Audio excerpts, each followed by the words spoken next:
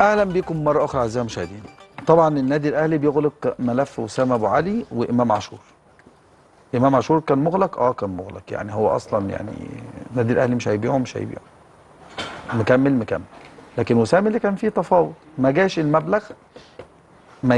المبلغ اللي النادي الاهلي عايزه.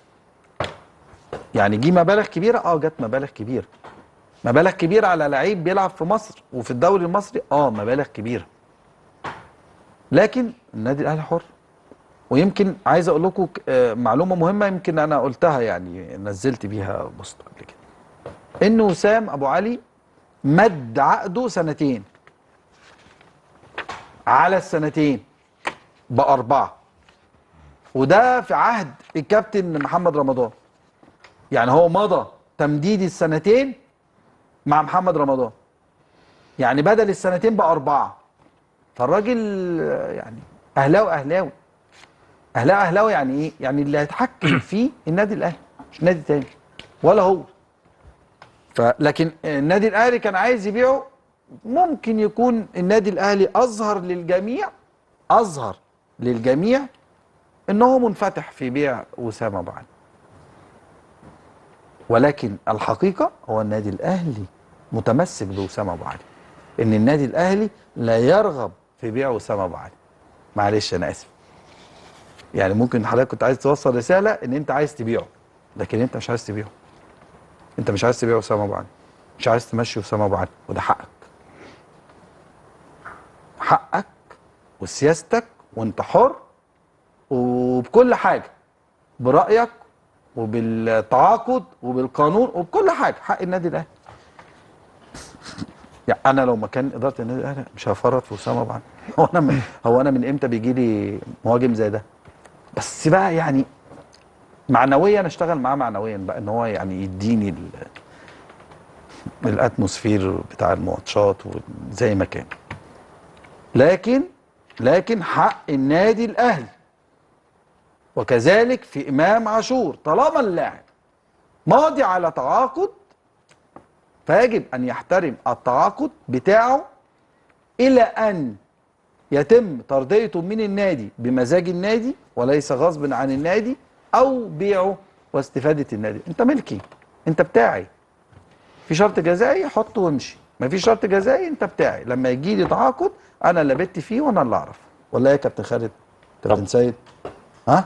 طبعا. كابتن عبد الواحد؟ طبعا. الكلام ده فيه اي اختلاف؟ حد مختلف معايا في الكلام ده؟ مش دعوه، قول اللي سيد. ايه؟ لا هسألك سيد. انت، انا قلت ماليش دعوه.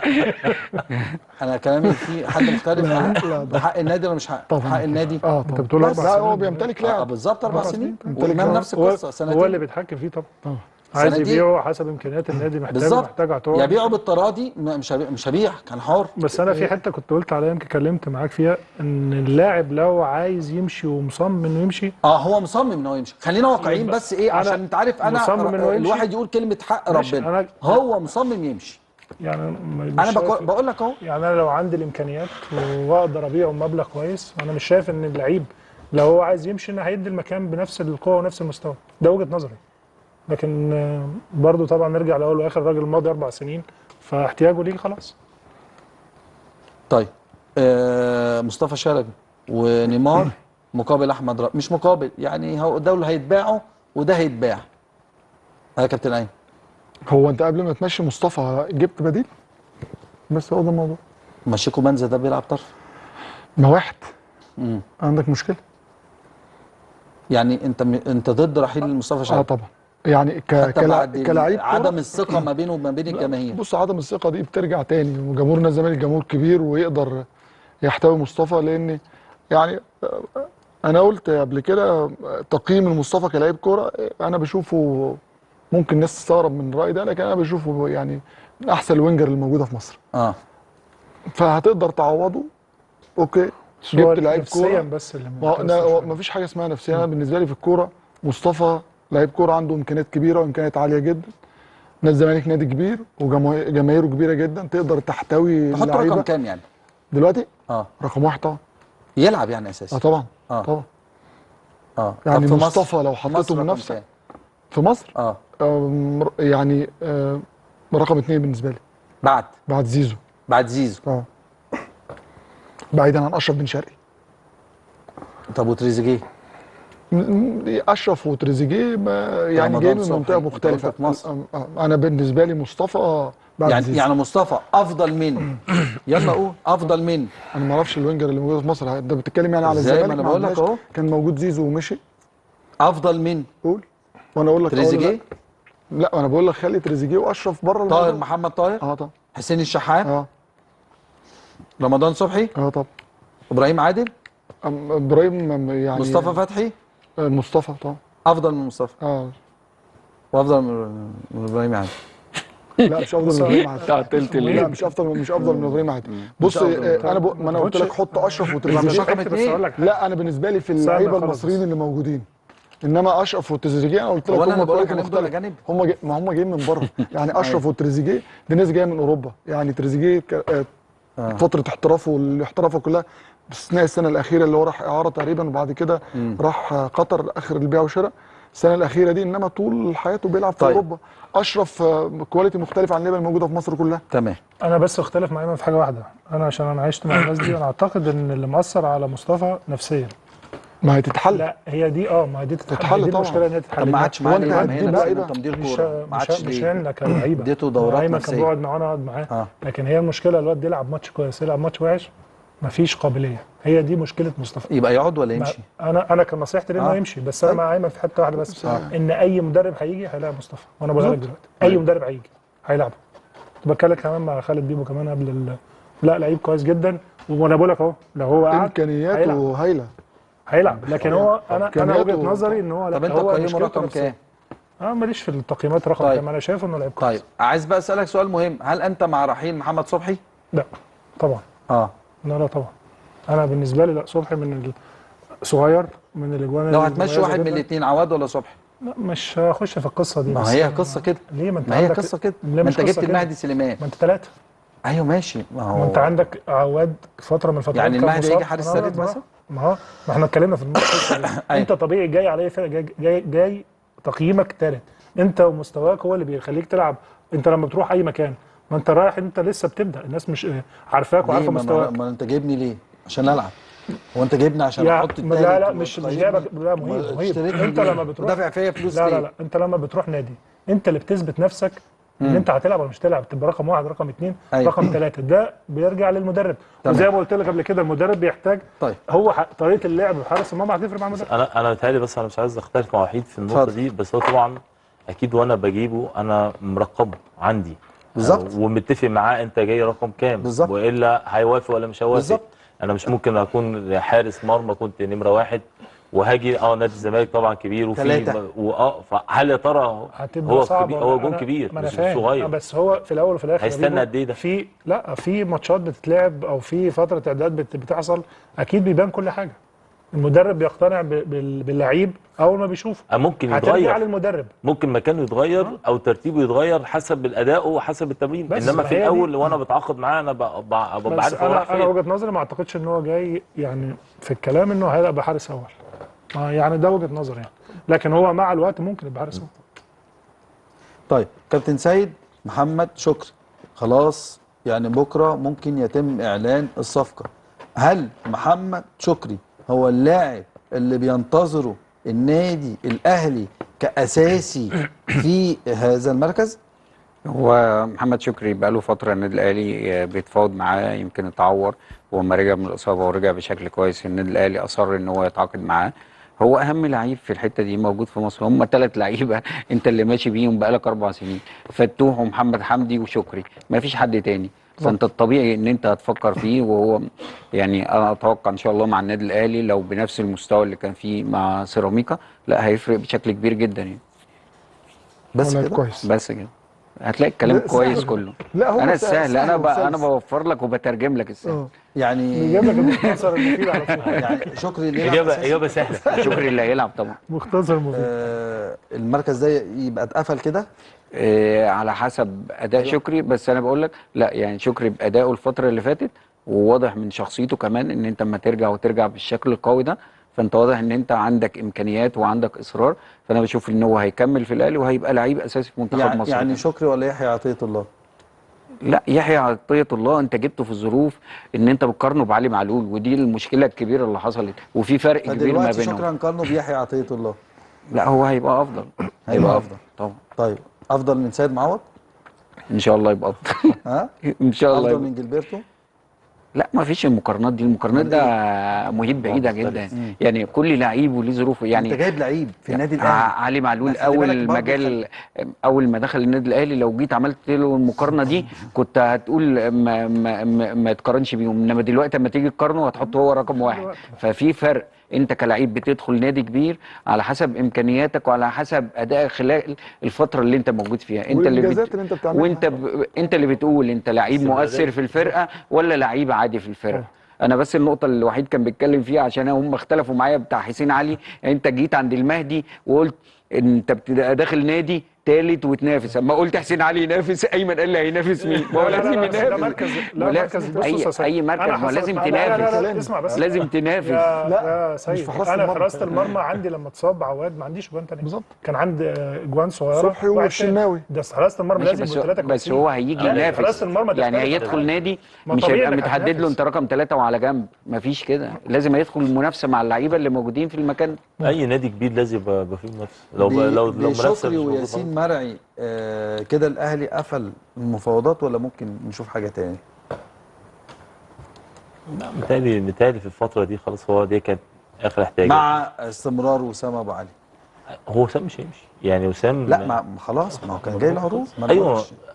طبيعي جدا. وسام بعد الاداء اللي عمله في طبعا. كاس العالم هيجي له عروض. لا الغريبه ان هو ما يجيلهمش عروض. ما يا جماعه برضه يعني خلينا نبقى لكن نتكلم بكام؟ بقى واقعي. بكام؟ يعني ما انت بتسمع الارقام رهيبه جدا. اللعيبه انت عمال تقول 120 مليون و70 و80 وجيت عند 8 ولا 10 بقيت رقم. هو ده لعيب في الاخر، ده لعيبه. واحنا ليه دايما اللعيبه اللي بتلعب في مصر لازم يبقى سعرهم قليل؟ يعني ما انت لازم كمان تتطور كمان في الاسعار بتاعتك. مش معنى بتشتري بالغالي، ما تشتري بالغالي وتبيع بالغالي. ايوه. بس يعني مقارنه بايه؟ على الارقام. بمعنى كلاعب يعني انت لعيب كويس. يعني لا عايز اوصلك مهيب مقارنه بيتكلم. بزيزو. لا مهيب انت بتتكلم على الارقام اللي كان بيقولها مهيب في الدوري الانجليزي لما كانوا بيشتروا ولا لا انا بتكلم. لا. بص هذا الحاجات مش دي يعني صح؟ عشان لا مش دي. بالراحه انا عشان اوصلك. لا انا عارف، انا عارف هو عايز يوصل ليه، بس انا هكلمك في نقطه مهمه جدا. انت بتلعب في كاس عالم صح؟ تمام صح. يعني مع اللعيبه اللي جوه كاس العالم دي كلها محطوطه تحت المقياس. طبعا صح؟ طبعا. في بجنيه وفي ب3 وفي ب10 وفي ب20 وفي ب70. فاهم قصدي؟ انا لما اجي اتفرج على لعيب في النادي الاهلي بيأدي بالاداء ده، انا ممكن اقيمه مع لعيبه كتير. في لعيبه كتير قوي كان جوه البطوله اغلى منه وسام احلى منه، احسن منهم من ادائهم وارقام واحسن منهم. أيوة انا بس بتكلم ارقام، خلي بالك كرة ارقام. انت بتتكلم على ارقام مؤقته، مشوار انما ما تشيلسي جاي. بتتكلمش على على ليفل هو بيلعب فيه طول الوقت، بيلعب في شامبيونز ليج وبيلعب ريال مدريد، وهتيجي تقول ارقام وسام في البطوله دي احسن من فلان، فاذا وسام احسن من مثلا من بيدرو اللي هو كان بيلعب النهارده في تشيلسي صح؟ وسام جايب 4 اجوان وبيدرو جايب 3 اجوان تقريبا حاجه كده، فما معنى كده ان وسام احسن من بيدرو يعني؟ انا بقيم لعيب. لا لا بقيم اداء لعيب في بطوله. طب سؤال في مرحله هو سؤال. يقصد ان لا البطوله دي يعني متشافه للناس كلها، فالناس بتقيم. لا. مهاجم الاهلي مع مهاجم بالميراس مع مهاجم بورتو، ما هو ده مهاجم وده مهاجم وده مهاجم. أيوة. ده جاب لك 3 اجوان. بس انت بعد كده بتتكلم في الاستمراريه لا ما الاستمراريه، ما الراجل جاي ما شاء الله. ممكن لما يتحط في الاجواء دي كان وارد بالظبط. بس لما هتيجي تقارن في الاول مش وصلاح مسافر من هنا. لاعب في العالم. لو فكروا التفكير ده ان هو جاي من المقاولين ومن فرقه وارقامه ما مش هياخده. صلاح ما كانش هياخده. بيتقارن بالارقام الاولانيه اللي هنسمعها، لما مشي عادي صح؟ أيوة. وبعد كده هو اجتهد واتطور الاستمراريه لحد ما وصل احسن لعيب في العالم. اتحط في الاجواء وهو مشي بشكل كويس. بنتكلم على المقارنه بتاعه الارقام بس. لا ما انا بتكلم في 10 مليون وانت بتتكلم في 100 مليون. ما هو نفس الجاب موجود. فاهم قصدي؟ يعني المنافسه السنه دي بين الزمالك وبيراميدز، بين الاهلي وبيراميدز، بين الاهلي والزمالك، ولا بين الثلاثه مع بعض؟ هي منافسه دي. لا بالراحه بس. المنافسه هي منافسه بين كل الفرق. ما انا عارف. طب خلاص، ما النادي الاهلي طبعا فرقه جاهزه عندها كل احتياجاتها موجوده. فرقه اتطورت ودخل عليها لعيبه كتيره جدا.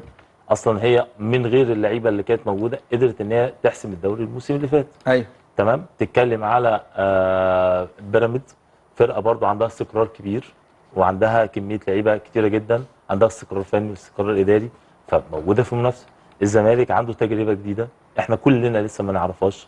هل يا ترى التجربه دي هتقدر ان هي تخش معانا في منافسه؟ هل هتقدر ان هي بسرعه تقدر تجيب مجموعه من اللعيبه؟ ده مدرسه جديده، واحنا موضوع صعب طبعا جدا. طيب. كلنا نقدر نقيم نادي الزمالك صحيح. في التوقيت ده، وظلم ان احنا نقيم نادي الزمالك وندخله في التجربه دي بالشكل ده. طيب. بناء على اللي احنا شايفينه خلال الشهر اللي فات ده، في فرق يعني انت حطها كده ان هي هتفضل تنافس وهتبقى الموسم ده قويه.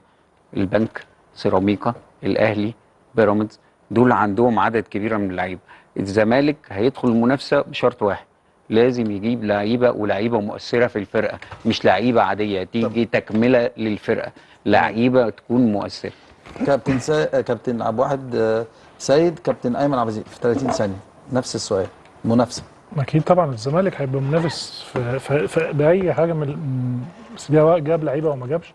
الزمالك كده كده سواء جاب لعيبه او ما جابش، بس هو كده كده هيجيب. لكن بكلمك على حته المنافسه. السيد بيقول لك ان هي الزمالك لو هو ما جابش لا، هو لعيبة. حط الزمالك مشروطه. لا مش مسألة مشروطه. طب ما انت الزمالك هيلعب كام بطوله؟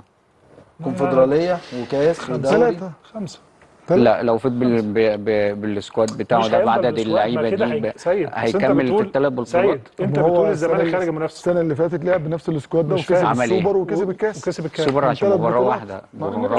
مالناش في اخر اسمها بطوله. رايك بنفس ايوه هو ده يعني هو الزمالك سد هو كده هيجيب يا جماعه. بس انا بتكلم في حاجه ما ينفعش الزمالك يتحط بره. هو بره ياخد الكاس. الزمالك يعني ما ينفعش يتحط بره باسمه فرق وباسمه وباسم النادي وتاريخه هيفضل دايما منافس طبيعي.